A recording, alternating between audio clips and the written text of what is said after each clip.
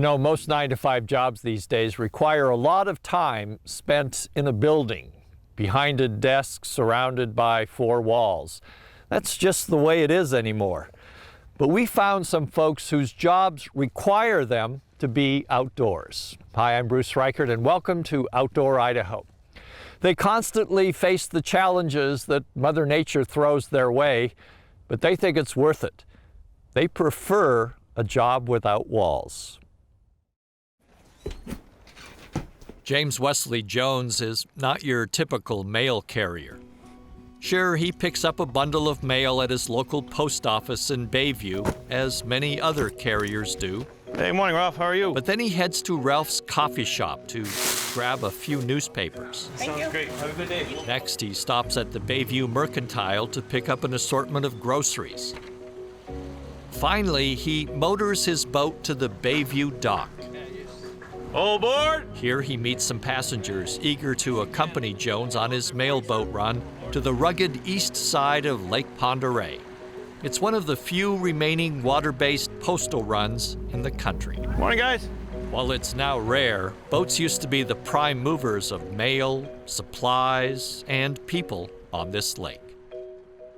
It goes back to the late 1800s, actually, and it's always been the lifeline to get things back and forth from one side to the other.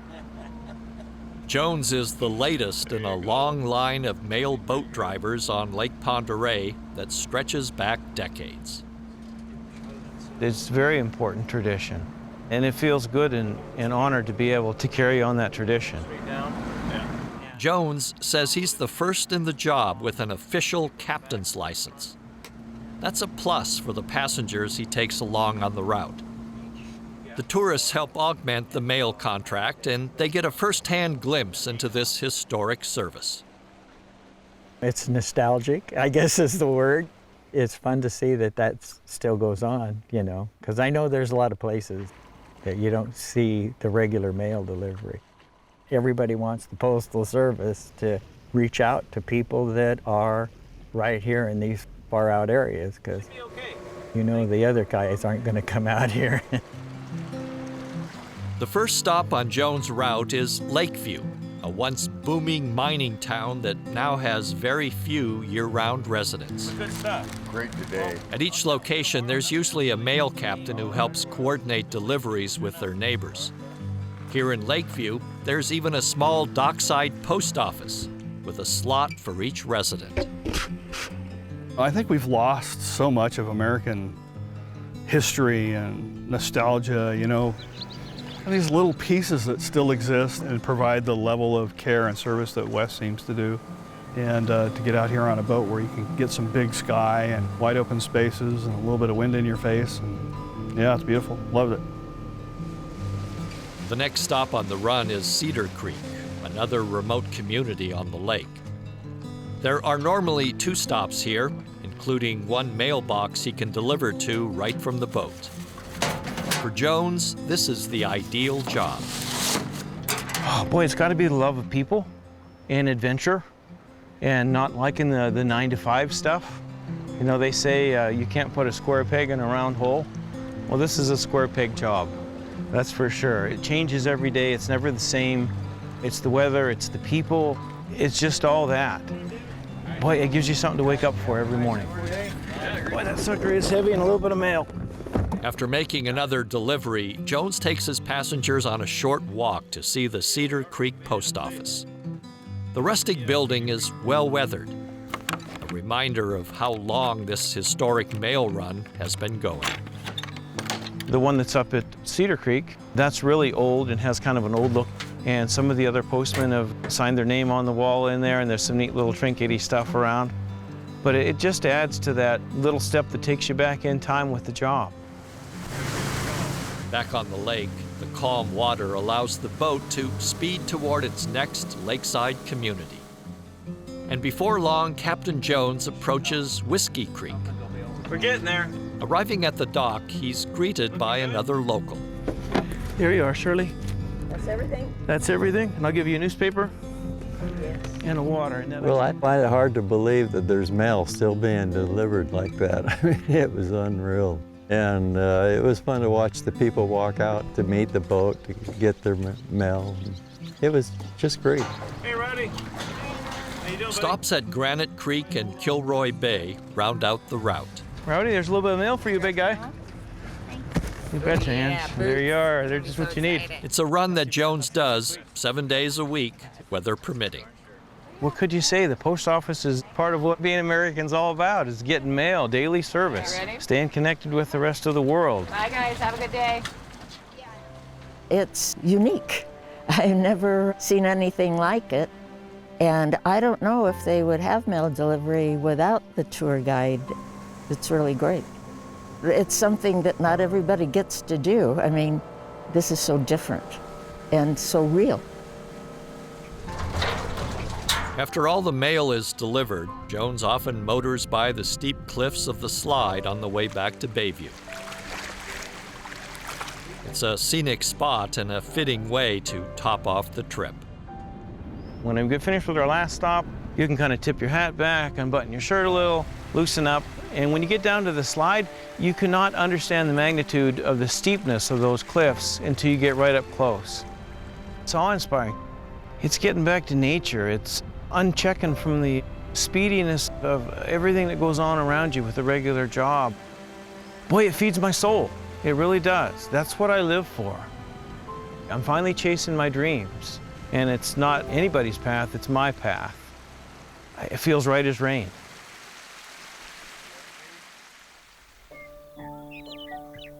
The Caribou National Forest stretches for just over 1 million acres across southeastern Idaho and parts of Wyoming.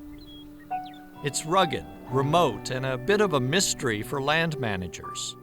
There's the Thames limestone. So Glenn Hoffman and Carla Rebernak are here to do some sleuthing. So the next area I need to get into is down near the Blackfoot River. They work for the Natural Resource Conservation Service, and they're interested in dirt. I prefer soil. Dirt is usually the word we use for soil out of place, just like a plant out of place is a weed. Carla Rebernak is a soil mapper for the NRCS. Their task is to create an inventory of the soils for the U.S. and then interpret that data and make it available to the public and assist them in using them. The NRCS provides scientific and technical support to help private and public land managers improve, protect, and conserve the land. And one way to do that is to produce soil maps. Every landscape tells a story. And as a soil scientist, that's my job, is to figure out what the story of that landform is. As a soil mapper, Rebernak spends her workday digging and documenting. She starts by digging a deep hole.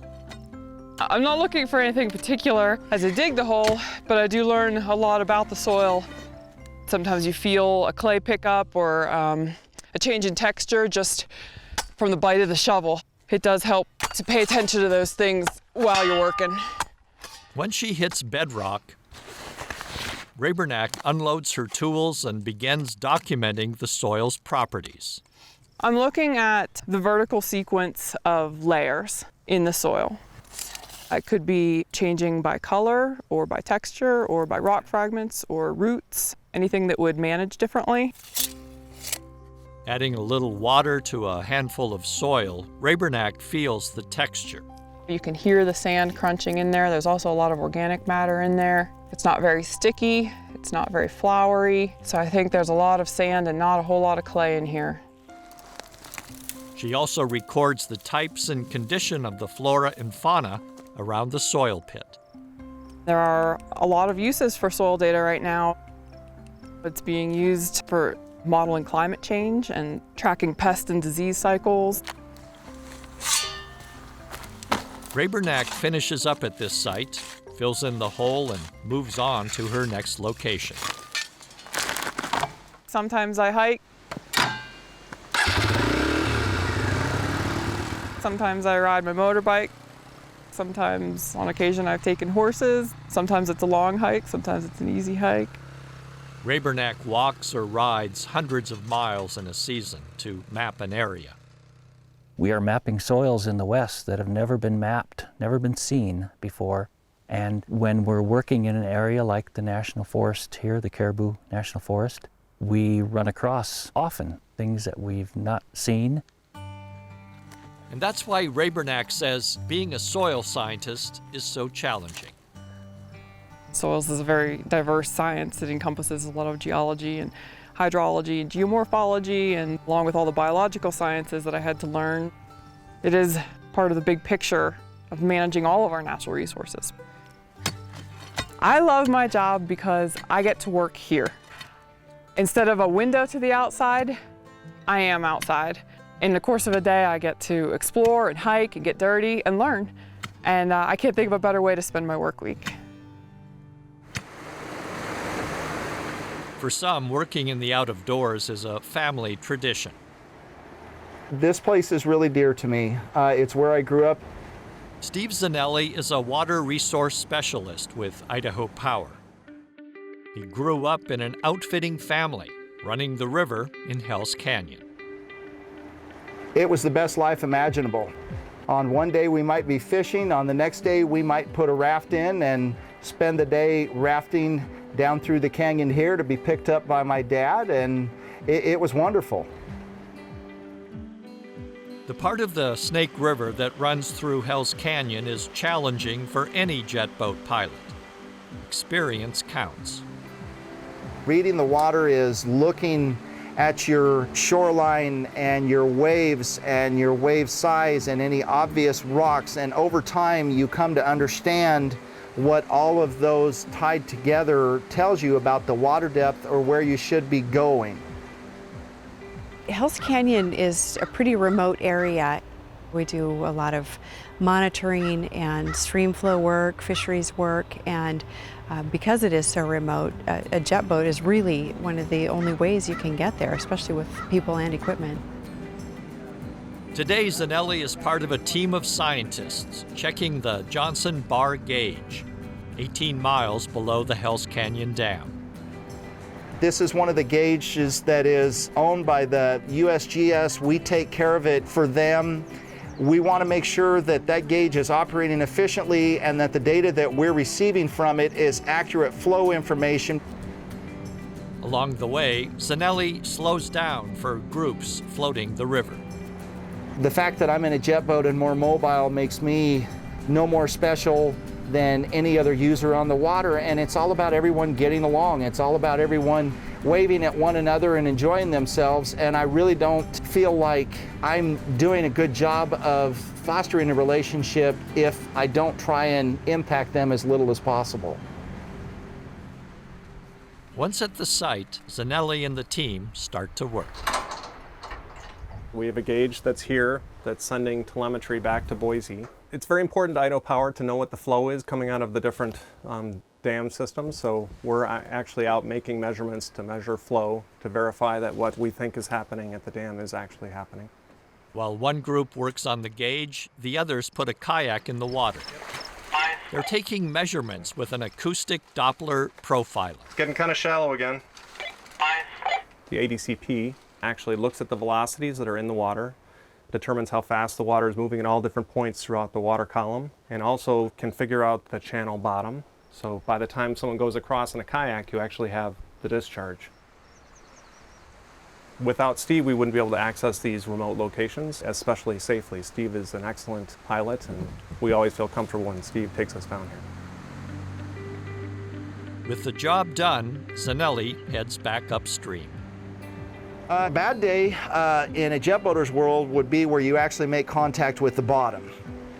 A good day is where you see wildlife and you have a good group with you and you just enjoy being in Hell's Canyon. I can't see myself being an office person every day, every week. I enjoy the outdoors too much, and I've been fortunate in that I am able to do something out of doors that I really enjoy. Good morning, 83 is in 6. Not every outdoor job begins in the outdoors. Alessia Coulson begins her day on the computer. Weather is green. Checking the weather. And then, like everyone who works outside, she checks her gear. In this case, an Augusta 119 helicopter. Coulson is a life flight pilot. We're just opening up all the cowlings, looking at the transmission, the drive shaft, the engine, the tail rotor, the main rotor blades. Just looking at all the parts and pieces that move, making sure everything that needs to move moves and everything that doesn't move doesn't move. Life Flight is an air medical transport service. Coulson is based in Sandpoint, Idaho. I do enjoy being outdoors, and northern Idaho is a perfect place for it. Coulson makes sure the helicopter is all checked out, gassed, and ready to go. And when a call comes in, her team is ready to go 24/7. The crew consists of one pilot, and then we have 2 crew members consisting of a nurse and a paramedic. All of our lives depend on that pilot being able to choose whether the weather's okay for us to go, and to be able to find locations that are given to us, and then to make sure that those are safe for us to land in. No matter how good of nurse or paramedic we are, all of our lives depend on the pilot and all of us working together as a crew. Whenever I'm taking off, I'm thinking about other traffic, the airplane or other traffic in the area. And then I'm thinking about, wind direction and which way to take off. And then whenever we're in the air, we're constantly scanning gauges inside and then looking outside, looking for traffic, birds. Piloting isn't just a job for Coulson, it's a lifelong passion. I grew up flying with my dad. He had a Cessna 182, so I started out flying airplanes with him when I was 10, and I loved it. So I started actually flying fixed wing first. I've got my private fixed wing, was in the process of doing my fixed wing training, and went up for a helicopter ride, an intro ride, and I fell in love with it. That was the end of airplanes for me. I think just the freedom of getting to fly a helicopter, they're so much more maneuverable. Hovering is a completely different feeling than anything else I've ever done. Hovering so close to the ground and being suspended in the air is completely different than an airplane. Because this is a practice flight, Coulson isn't worried about picking up a patient. And it gives everyone a chance to enjoy the view. I think that Clark Fork River Valley is a really beautiful area with the lake and then going into the river. I think the mountains that way are so beautiful, and you can see the water and the lake all in one as we're flying to the east. It's just one of my favorite spots. Life flight crews in this region save or transport hundreds of patients a year. I'm really lucky because my whole job, I get to fly, which I love, and I get to help people at the same time. And whenever we do help someone and that they actually end up coming and telling us that they survived and that they're doing really well, then that gives me the most satisfaction. And not only do I love flying, but I get to help people at the same time. Chris Niccoli's day job is fighting wildfires out of the Smoke Jumpers base in McCall, Idaho. But he has a new once-in-a-lifetime assignment. And I'm also the logistics section for the U.S. Capitol Christmas tree. That means Niccoli is the man responsible for finding, cutting, and supervising the shipping and delivery of the U.S. Capitol's Christmas tree. Okay. Since 1970, the U.S. Forest Service has provided the Christmas tree that stands on the Capitol grounds. To the folks in Idaho. Former Chief of the U.S. Forest Service, Tom Tidwell, says the Capitol Christmas tree comes from a different national forest each year. It's, I think, part of our pioneering spirit in this country, this connection with forests, and this idea about a Christmas tree, especially one that can come from our forests, and we can either bring it into our home, or in this case, we bring it to the Capitol so we can share it with all of America.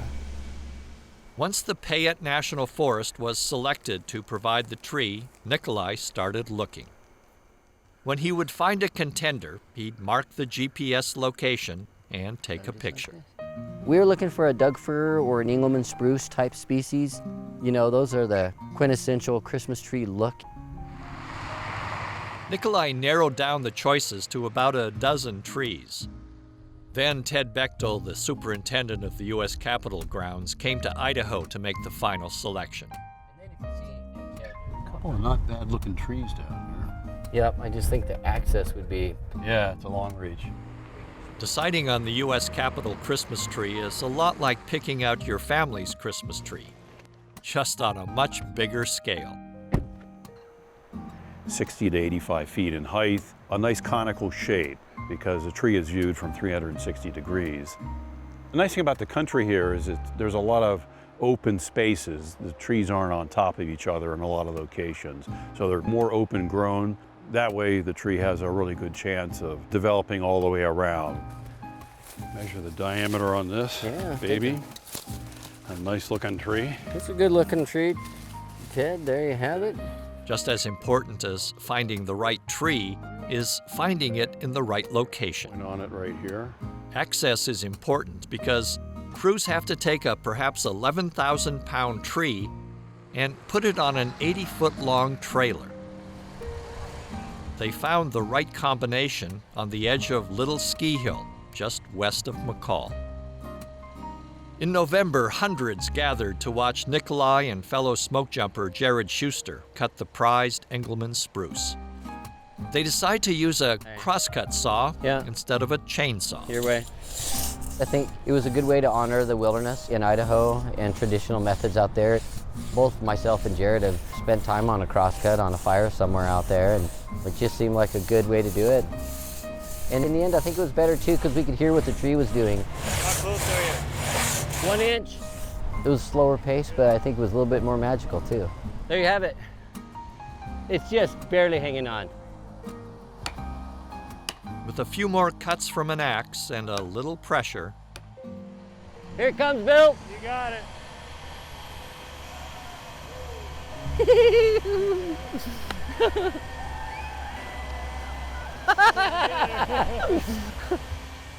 To protect the branches, the tree isn't allowed to fall. Then the crane operators take over. The first crane had it here, the second crane grabbed the bottom, and then in unison, they worked the tree so it would then get horizontal, and then they brought it over together and down onto the trailer. It's a slow process, needing time to allow the tree to settle in. Once it's ready, the tree is moved to an airport hangar so it can be tied down and made ready for a cross-country trip. That was probably the hardest part. The tree was so girthy, just really big. It was 26 feet wide, and squeeze it down to 8.5 feet was a little bit more work than I anticipated.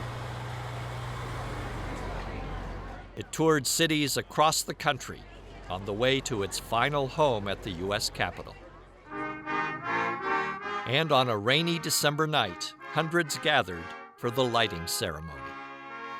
I'm excited this evening to serve as your master of ceremonies. I'd like to thank the dedicated folks of the United States Forest Service, both the staff here in Washington and the Payette National Forest staff in Idaho, who helped make this event possible. Idahoans hand-made most of the 18,000 ornaments that hang on the tree. If only you could be here. Idaho fifth grader Isabella Gerard won a poetry contest and the right to flip the switch. All right. Isabella, this is the moment. Let's everybody count down. You ready, Isabella? Yeah. 5, 4, 3, 2, 1.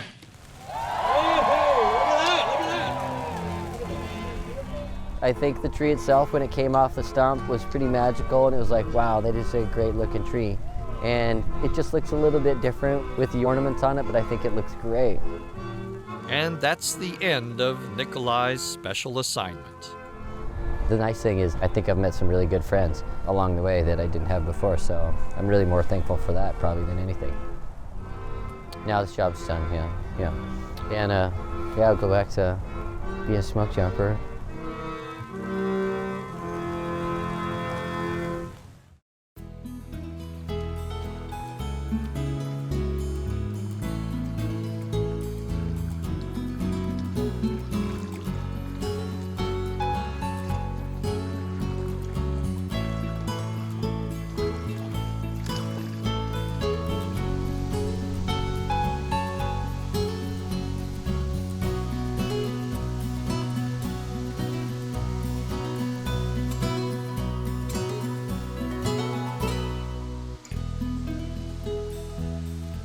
Funding for Outdoor Idaho is made possible by the Laura Moore Cunningham Foundation, committed to fulfilling the Moore and Bettis family legacy of building the great state of Idaho, by the Friends of Idaho Public Television, by the Corporation for Public Broadcasting. To find more information about these shows, visit us at idahoptv.org.